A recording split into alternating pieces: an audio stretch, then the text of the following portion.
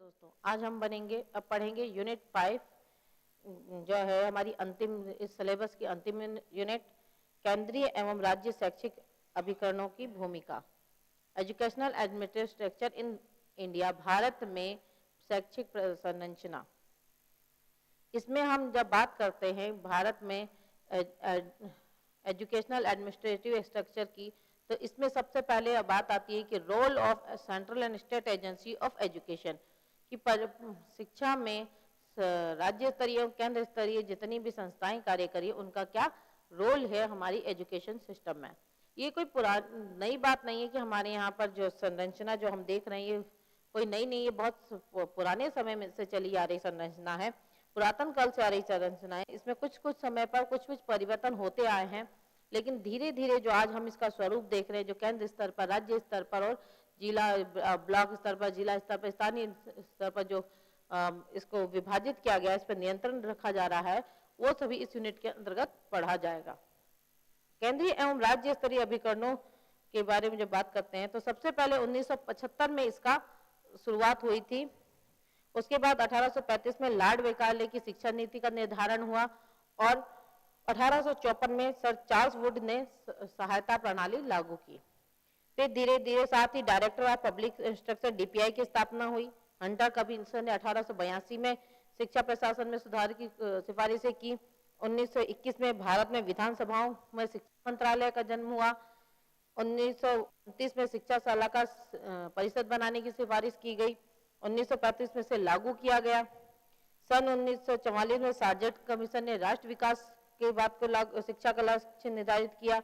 1952-53 में माध्यमिक शिक्षा आयोग ने प्रशासनिक सुधार पर अधिक बल दिया। देश की स्वतंत्रता के बाद जो है सबसे पहले जब देश स्वतंत्र हुआ था, शिक्षा को राज्यवर्ती सूची में रखा गया था, किंतु 1976 में इसे समवर्ती सूची में रखा गया था। ये न केवल शिक्षा जो है राज्यों का कर्तव्य के अंतर्गत आती थी, अब ये केंद्र के अंतर्गत भी आने लगी है। लेकिन केंद्र का ये कार्य था कि ये उसे राज्यों को सलाह दे, शिक्षा से संबंधित सहायता दे और सलाह दे। इसी यह भूमिका आज वर्तमान में केंद्र सरकार का एमएचआरडी डिपार्टमेंट निभा रहा है। Ministry of human resource development जो डिपार्टमेंट है वो इसे चला रहा है। 1947 में स्वतंत्रता के बाद तत्कालीन शिक्षा मंत्रालय जो था वो एमएचआरडी में परिवर्तित हो गया। इसे 1957 में शिक्षा मंत्रालय के साथ वैज्ञानिक अनुसंधान को और जोड़ दिया गया और 1958 में इसके दो भाग कर दिए गए। पहला था शिक्षा मंत्रालय और दूसरा था वैज्ञानिक अनुसंधान व सांस्कृतिक मंत्रालय। कुछ वर्षों के बाद 1963 में ये दोनों वापस ही एक कर दिए गए और इसका जो है इसके दो विभाग कर दिए गए, शिक्षा विभाग और विज्ञान विभाग। फिर 1964 में शिक्षा मंत्रालय शिक्षा मंत्री के अधीन आता था। उसकी सहायता के लिए 2 उप मंत्री और 1 राज्य मंत्री नियुक्त किया गया। इसमें समय में इसके 5 ब्यूरो थे: विद्यालय शिक्षा, उच्च शिक्षा, छात्रवृत्तियां, नियोजन एवं एसएससी सेवाएं, भाषा साहित्य एवं ललित कलाएं। इसके 4 डिवीजन थे: शैक्षिक शिक्षा तथा मनोरंजन, बाह्य संबंध, वैज्ञानिक अनुसंधान और प्रशासन। 1967-68 में इस मंत्रालय का पुनर्गठन किया गया और इसमें 2 और ब्यूरो जोड़ दिए गए। इस तरह से समस्त ब्यूरो के नाम जो थे वो भी परिवर्तित कर दिए गए और इन ब्यूरो के जो थे वो थे सांस्कृतिक ब्यूरो, योजना व समन्वय ब्यूरो, तकनीकी शिक्षा ब्यूरो, छात्रवृत्ति तथा युवा सेवा ब्यूरो, सामान्य शिक्षा ब्यूरो, प्रशासन ब्यूरो और भाषा एवं ग्रंथ उन्नयन ब्यूरो। इसमें से इन सभी ब्यूरो में एक संयुक्त सचिव या परामर्शदाता के अधीन इनको रखा गया। इनके अधीन उप शिक्षा सलाहकार, उप सचिव, सहायक शिक्षा सलाहकार, सीनियर विज्ञान अधिकारी, शिक्षा अधिकारी व सेक्शन अधिकारी रखे गए। 1985 में एक नए मंत्रालय का सृजन किया गया और उस मंत्रालय का नाम रखा गया मानव संसाधन विकास मंत्रालय, ministry of human resource development, MHRD. इसमें जो है 5 विभाग रखे गए। पहला था एजुकेशन डिपार्टमेंट, शिक्षा विभाग, संस्कृति विभाग, डिपार्टमेंट ऑफ कल्चर, कला विभाग, डिपार्टमेंट ऑफ आर्ट, युवा संबंधी एवं खेल विभाग, department of youth affairs and sports, महिला एवं बाल कल्याण विभाग, department of women and child welfare. केंद्रीय शिक्षा नीति निर्धारण का कार्य मानव संसाधन मंत्री का होता है। इस संबंध में यह समय समय पर मंत्रिमंडल के सम्मुख सुझाव रखता है और प्रस्तुत प्रस्तावों को क्रियान्वयन की व्यवस्था करता है। इन कार्यों में मंत्री की सहायता के लिए केंद्रीय सचिवालय में मानव संसाधन विकास मंत्रालय विभाग है, जो शास्त्री भवन नई दिल्ली में स्थित है। संसदीय कार्यों की सहायता हेतु एक राज्य एवं एक उपमंत्री तथा लोकसभा और राज्यसभा के लिए अलग अलग सभा के सचिव होते हैं। इसके अंतर्गत जो अभिकरण कार्य कर रहे हैं, केंद्रीय अभिकरण जो है वो राज्य सरकार अभिकरण, स्थानीय अभिकरण और निजी अभिकरण इसके अंतर्गत कार्य करते हैं। फिर आता है कॉन्स्टिट्यूशनल प्रोविजन फॉर एजुकेशन। शिक्षा के लिए संवैधानिक प्रावधान क्या रखे गए? हमारे संविधान में देश की स्वतंत्रता के बाद हमारे देश के संविधान में शिक्षा का जो है महत्वपूर्ण स्थान रखा गया और इसे पहले तो राज्य सूची में इसका स्थान रखा गया कि जो शिक्षा जो है वो उपलब्ध करवाना राज्य के कर्तव्य के अंतर्गत रखा गया, लेकिन तो 1976 में इसे राज्य सूची से हटा करके समवर्ती सूची के अंतर्गत रख दिया गया। समवर्ती सूची के अंतर्गत ये जो है राज्य और केंद्र दोनों के अधीन आ गया और इस तरह से जो है अब इस वस्तुतः केंद्र का कार्य जो है राष्ट्रीय नीतियां बनाना और राज्यों को सुझाव देना रह गया। इसमें जो संबंधित धाराएं हैं हमारे संविधान में, जो धाराएं हैं शिक्षा से संबंधित, वो है धारा आर्टिकल 28, धारा 28(1). ये जो है राज्य द्वारा पूर्णतः पोषित शिक्षा संस्था में धार्मिक शिक्षा नहीं दी जाएगी। इस धारा के अंतर्गत ये कहा गया है कि राज्य जो है वो अपने आप में जो पूर्णतः पोषित किसी भी संस्था जिसका भी पूरा खर्चा राज्य सरकार उठा रही है, जिसका भी कोई पूरी फंडिंग जो है जो चला रही है वो राज्य सरकार अगर चला रही है, तो उसमें किसी भी प्रकार की धार्मिक शिक्षा नहीं दी जाएगी। सर्व धर्म जो समभाव की भावना के साथ वहां पर पढ़ाई करवाई जाएगी। धारा 29(a) आर्टिकल 29(1) के अनुसार भारत के राज्य क्षेत्र अथवा उसके किसी भी भाग के निवासियों के किसी विभाग को अपनी विशेष भाषा, लिपि या संस्कृति बनाए रखने का अधिकार होगा। यहाँ पे क्षेत्रीय भाषाओं को महत्व देने के लिए रखा गया कि कोई भी क्षेत्र के लोग जो हैं वो अपनी भाषा को पढ़ाई के अंतर्गत शामिल, शिक्षा के अंतर्गत शामिल कर सकते हैं। एक पेपर उनका भी जो है, एक विषय उनका रखा जाएगा या वो अपनी लिपि में पढ़ाए जाने के लिए स्वतंत्र होंगे। धारा 29(2) आर्टिकल 29(2) राज्य द्वारा पोषित राज्य निधि से करने वाली किसी शिक्षा संस्थान में किसी भी नागरिक को धर्म, प्रजाति, जाति या किसी आधार पर प्रवेश देने से रोका नहीं जाएगा। धारा 29(2) के अनुसार यह कहा गया कि इस देश में क्योंकि संविधान में सबको समानता का अधिकार प्राप्त है, इसीलिए रंग, भेद, जाति, वर्ग के आधार पर किसी को भी जो है राज्य द्वारा पोषित विद्यालयों में प्रवेश से नहीं रोका जा सकता। जितने भी गवर्नमेंट स्कूल है, वो सेंट्रल गवर्नमेंट के हों या स्टेट गवर्नमेंट के हों, उन्हें जो है प्रवेश सभी जाति, धर्म, वर्ग के लोगों को दिया जाएगा। उसे जातिगत आधार पर या रंग भेद के आधार पर या क्षेत्रवाद के आधार पर उसे प्रवेश देने से नहीं रोका जा सकता। धारा 30 आर्टिकल 30 धर्म या भाषा पर आधारित सभी अल्पसंख्यक वर्गों को अपनी रुचि की शिक्षा संस्थानों की स्थापना तथा प्रशासन का अधिकार होगा। जितने भी वो पिछड़े हुए क्षेत्र है, अल्पसंख्यक लोग हैं या जो धर्म के आधार पर जो भी व्यक्ति अपनी संस्था को खोलना चाहता है, उसे खोलने की अनुमति होगी और वो उसमें अपने हिसाब से अपने उस विद्यालय को चला सकता है। धारा 45 राज्य इस संविधान में लागू होने के समय से 10 वर्ष के अंतर्गत सब बच्चों के लिए जब तक कि वे 14 वर्ष की आयु पूर्ण नहीं कर लेंगे निःशुल्क एवं अनिवार्य शिक्षा प्रदान करने का प्रयास करेगा। ये जो संविधान जब लागू हुआ था उसमें ये कहा गया था कि 10 वर्ष के अंतर्गत जब सभी को, जब तक कि सभी बच्चे जो है 14 वर्ष की आयु तक के सभी बालक जो हैं शिक्षित नहीं हो जाते, साक्षर नहीं हो जाते, तब तक जो है उन्हें निःशुल्क सुविधा शिक्षा उपलब्ध करवाई जाएगी।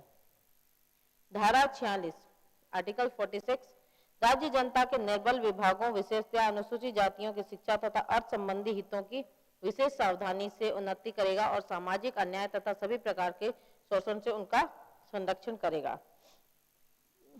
राज्य के कर्तव्य के अंतर्गत आता है कि वो सभी जाति व पिछड़ी जाति, निर्बल वर्ग जो हैं उनकी शिक्षा के जो अधिकार है उसकी रक्षा करेगा, उनके प्रति किसी भी तरह का अन्याय नहीं होने देगा, सामाजिक शोषण नहीं होने देगा। धारा 348 देवनागरी लिपि में हिंदी संघ की राज्य भाषा होगी। देश की जो राज्य भाषा है वो देवनागरी लिपि होगी। धारा 350 प्रत्येक राज्य और प्रत्येक स्थानीय पदाधिकारी भाषाई अल्पसंख्यक वर्गों के बच्चों को प्राथमिक स्तर पर अपनी मातृभाषा में शिक्षा प्राप्त करने की पर्याप्त सुविधाएं प्रदान करने का प्रयास करेंगे।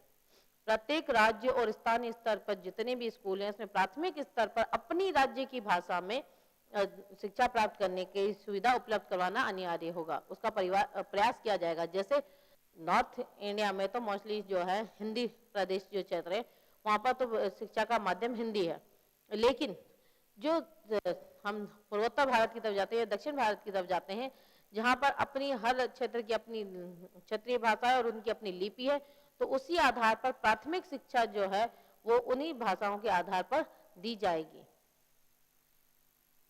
फिर ये धारा 351 हिंदी भाषा की वृद्धि करना, उसका विकास करना तथा उनकी समृद्धि निश्चित करना संघ का कर्तव्य होगा, जिससे वो भारत की मिश्रित संस्कृति के विभिन्न अंगों की अभिव्यक्ति का माध्यम बन सके।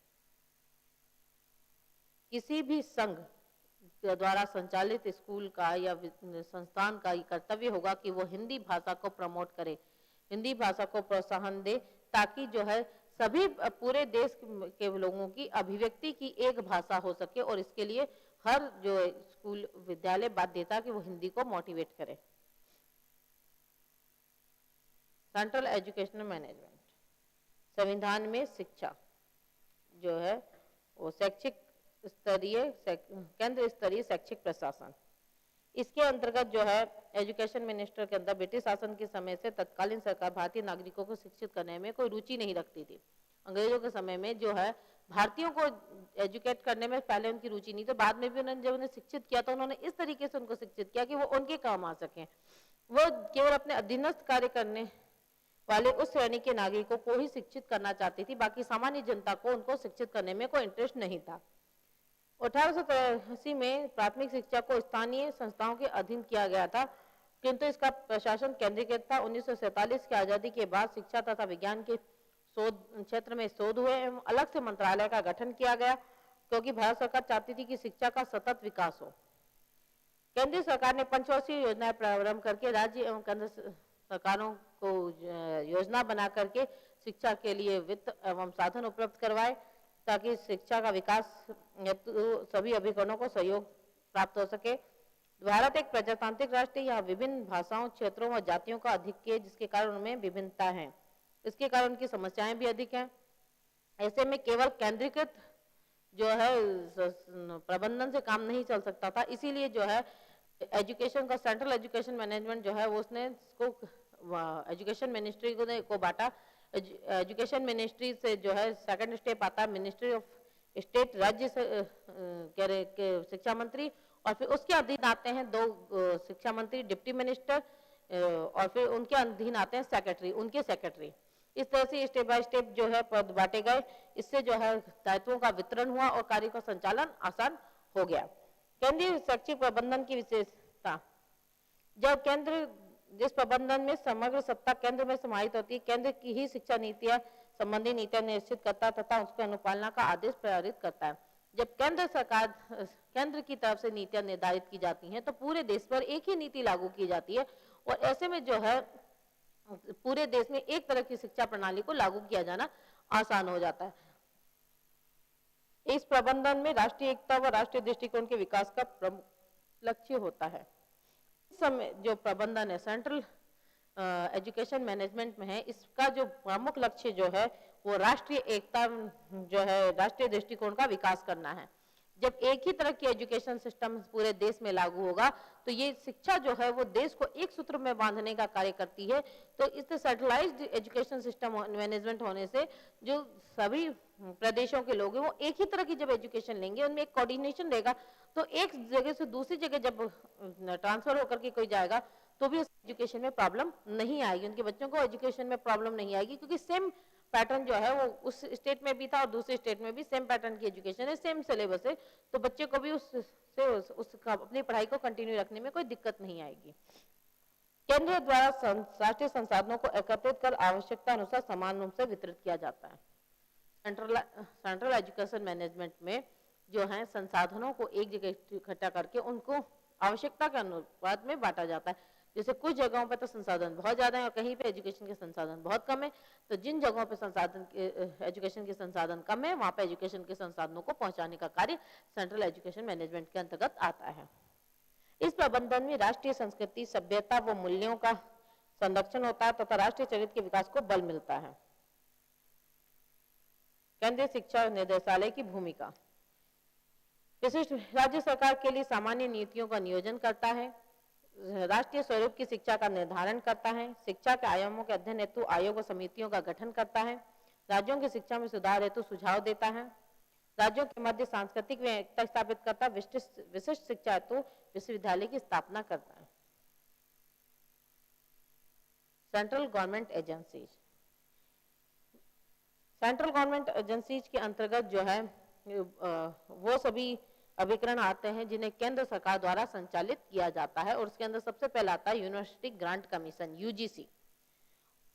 विश्वविद्यालय अनुदान आयोग की स्थापना जो है वो 28 दिसंबर 1953 में हुई।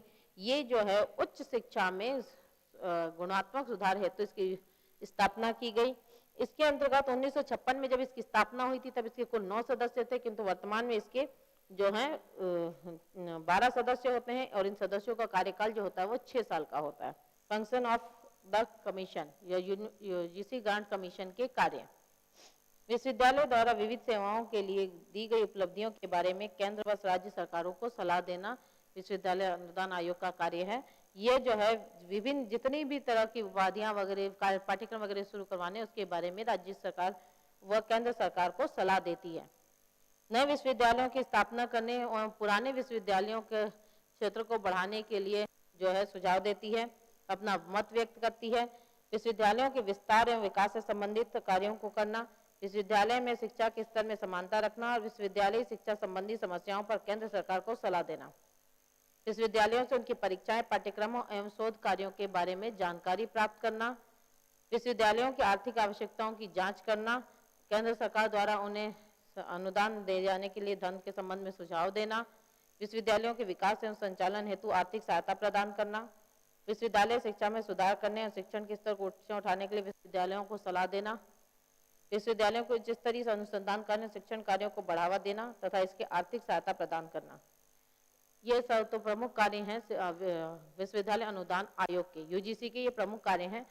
इस 6 विभाग में पहला विभाग है मानविकी तथा समाज विज्ञान विभाग, विज्ञान तथा प्रौद्योगिकी विभाग, केंद्रीय विश्वविद्यालय समन्वय प्रशासन व वित्त विभाग, उच्च अध्ययन केंद्र एवं छात्रवृत्ति विभाग, महाविद्यालय सांख्यिकी प्रकाशन एवं सूचना विभाग, ग्रीष्मकालीन संस्थान तथा वेतनमान विभाग। फिर आता है नीपा और न्यूपा। नीपा या NUEPA, national institute of educational planning and institute administration, Nipah. राष्ट्रीय शैक्षिक प्रणाली में नीपा का संस्थान महत्वपूर्ण स्थान है। इस संस्थान को भारत सरकार ने शैक्षिक नियोजन और प्रशासन के क्षेत्र में राष्ट्रीय शिखर की संस्था के रूप में स्थापित किया है। सन 1962 में यूनेस्को के साथ 10 साल की संविदा पर इस संस्थान की स्थापना की गई थी और बाद में फिर इसका नाम जो Asian institute of education and administration रखा गया और इसे एक स्थायी संस्था बना दिया गया। इसके संविदा के समाप्त होने के बाद इसका नाम रखा गया national staff college for educational planner and administration. मई 1979 में भारत सरकार ने इस संस्थान का नाम राष्ट्रीय शैक्षिक योजना प्रशासन संस्थान रखा।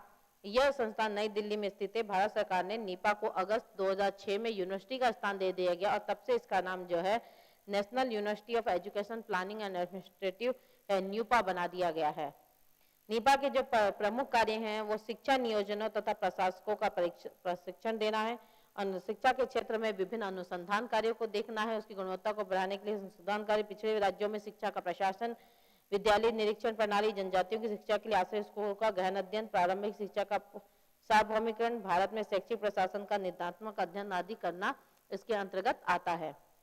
नवाचारों का महत्वपूर्ण स्थान है। यह संस्थान प्रशासन के क्षेत्र में किए गए शोध कार्यों को प्रकाशित करती है और विभिन्न राज्यों में प्रयुक्त नवाचारों को प्रसारित करने के लिए नीपा द्वारा संचार के अन्य माध्यमों का भी प्रयोग किया जाता है। यह एक परामर्शदात्री संस्था है जो कि संघ एवं राज्य सरकारों को शिक्षा से संबंधित सलाह प्रदान करती है। प्रकाशन का कार्य नीपा द्वारा शैक्षिक योजना या प्रशासन से संबंधित पुस्तकों, पत्रिकाओं तथा शोध प्रतिवेदनों का भी प्रकाशन किया जाता है, जिनमें education and social order, education and new international order and Atlas of the Indian education जैसी जो है जर्नल्स और त्रैमासिक पत्रिकाएं योजना जो प्रशासन परिप्रेक्ष्य आदि सभी यहाँ से प्रकाशित होते हैं। Main function of NIEPA in इसके प्रमुख जो यूनिट्स हैं वो हैं ट्रेनिंग, एजुकेशन एडमिनिस्ट्रेशन यूनिट, शैक्षिक education planning unit, education policy unit, education finance unit, school and non financial unit, higher education unit, sub national units. अब आते हैं हम national council for teacher education NCTE। राष्ट्रीय अध्यापक शिक्षा परिषद की स्थापना एक्ट 73 1993 के अधीन NPE 86 की अभिशंसा अनुसार 17 अगस्त 1995 को की गई थी। NCT एक्ट अधिनियम के अनुसार परिषद को दिया गया अध्यादेश काफी व्यापक है। इसके अंतर्गत अध्यापक शिक्षा संबंधी सभी क्षेत्र अनुसंधान, सेवारत एवं सेवा पूर्व, उच्च माध्यमिक, प्रौढ़ शिक्षा, पत्राचार आदि शिक्षा के क्षेत्र सम्मिलित हैं। इसको सुचारू रूप से चलाने के लिए 4 क्षेत्रीय कार्यालयों की स्थापना की गई है। पूर्वी क्षेत्रीय समिति भुवनेश्वर, पश्चिमी क्षेत्रीय समिति भोपाल, उत्तर क्षेत्रीय समिति जयपुर और दक्षिण क्षेत्रीय समिति बंगलोर। इसके प्रत्येक क्षेत्रीय समितियों के 2 विभाग है, प्रशासकीय कार्य विभाग एवं अकादमिक कार्य विभाग। राष्ट्रीय अध्यापक शिक्षा के अंतर्गत जो है इसके जो सदस्य हैं वो इसमें जो आते हैं पदेन, भारत सरकार का पदेन सदस्य होता है। इसके अतिरिक्त अन्य सदस्यों के अंतर्गत जो आता है विश्वविद्यालय आयोग के चेयरमैन जो हैं वो होंगे, जिसे कि सरकार द्वारा मनोनीत किया जाता है। फिर केंद्रीय माध्यमिक शिक्षा बोर्ड के जो चेयरमैन है वो इसके सदस्य होते हैं। शिक्षा विभाग में भारत सरकार के वित्त सलाहकार इसके सदस्य होते हैं। अखिल भारतीय तकनीकी शिक्षा परिषद के समरूप सचिव, क्षेत्रीय समितियों के अध्यक्ष और शिक्षा या प्रशिक्षण के क्षेत्र के 13 अन्य व्यक्ति जिसे भारत सरकार द्वारा नियुक्त किया जाता है। 4 सदस्य शिक्षा संकाय के प्रोफेसर, 1 सदस्य माध्यमिक शिक्षा के विशेषज्ञ, 3 सदस्य प्राकृतिक विज्ञान, समाज विज्ञान तथा व्यवसाय शिक्षा तकनीकी विशेषज्ञ, 2 सदस्य प्रौढ़ शिक्षा व अनौपचारिक शिक्षा के, 3 सदस्य प्राथमिक शिक्षा के विशेषज्ञ और 3 संसद सदस्य इसके सदस्य होते हैं। इन 3 सदनों में से 2 लोकसभा का और 1 राज्यसभा का सदस्य इसका सदस्य होता है। तो 3 प्राथमिक व माध्यमिक विद्यालयों के विशेषज्ञ इसके सदस्य होते हैं और 9 राज्य व संघ शासित प्रदेशों के प्रतिनिधि इसके सदस्य होते हैं। इसके जो प्रमुख कार्य हैं वो है शिक्षक शिक्षा संस्थानों की स्वीकृति व मान्यता प्रदान करना, उन संबंधी नियमों का निर्धारण करना, स्वीकृत शिक्षक शिक्षा संस्थानों की जवाबदेही के लिए मानदंड व मूल्यांकन प्रकृति का निर्धारण करना, देश में शिक्षक शिक्षा का विकास, नियंत्रण तथा समन्वय करना, शिक्षक शिक्षा के संदर्भ में अध्ययन व सर्वेक्षण करना तथा उनका प्रकाशन करना, शिक्षा के क्षेत्र में निर्माण व कार्यक्रम, शिक्षकों की नियुक्ति, योग्यता निर्धारण आदि के संबंध में मार्ग प्रदर्शन करना, नए पाठ्यक्रमों की आवश्यकता अनुसार संशोधन करना, प्रारंभ करना, मानदंड निर्धारित करना, शिक्षक शिक्षा कार्यक्रमों के लिए नवीन संस्थानों की स्थापना करना, नवाचारों व शोध कार्यों को प्रोत्साहित करना, शिक्षक विकास कार्यों की रूपरेखा बनाना तथा उन्हें प्रसारित करना, संस्थानों के लिए निर्धारित मानदंडों का पुनरावलोकन करना, राज्य सरकारों, विश्वविद्यालय अनुदान आयोग, केंद्र सरकार के कार्यों व अनुशंसाओं का समग्र रूप से क्रियान्वयन करना इसके कार्य के अंतर्गत आता है। National assessment and council NAAC यह विश्वविद्यालय अनुदान आयोग का स्वायत्त संस्थान है। यह विभिन्न परिषदों द्वारा अधिकारी करता है। राष्ट्रीय इस के प्रमुख कार्य हैं, इसका कार्य उच्च शिक्षा में गुणवत्ता को मूल्यांकित करना है। इसके द्वारा जो है संस्थानों को उनकी गुणवत्ता के आधार पर ग्रेडिंग देता है। यह अकादमिक पर्यावरण को प्रोत्साहन देता है तथा गुणवत्ता शिक्षण अधिगम शोध हो सके। यह शिक्षा उस शिक्षा में स्व मूल्यांकन, प्रतिबद्धता, स्वायत्ता, नमनीयता को प्रोत्साहित करता है। राष्ट्रीय मूल्यांकन में के जो सदस्य हैं, राष्ट्रीय मूल्यांकन प्रत्यायन परिषद का के संगठन में के जो सदस्य हैं वो सबसे पहले तो इसमें विश्वविद्यालय, किसी भी विश्वविद्यालयों के में कुलपति होंगे, उच्च शिक्षा, विज्ञान तथा प्रौद्योगिकी संस्थानों के निर्देशक होंगे, डीन व प्राचार्य विभिन्न विद्यालयों के होंगे और सभी संकायों के प्रतिनिधि होंगे। मूल्यांकन के 3 चरण होते हैं: institution eligibility of quality assessment, self study report, peer team visit, grading, certification and accreditation. Indian council of social science research ICSSR देश में सामाजिक विज्ञान के विषय के अंतर्गत शोध को बढ़ावा देने के लिए इस काउंसिल की स्थापना 1969 में हुई थी। सामाजिक विज्ञान में हुए कार्यों की प्रगति पर परिचर्चा करना इसका प्रमुख कार्य है।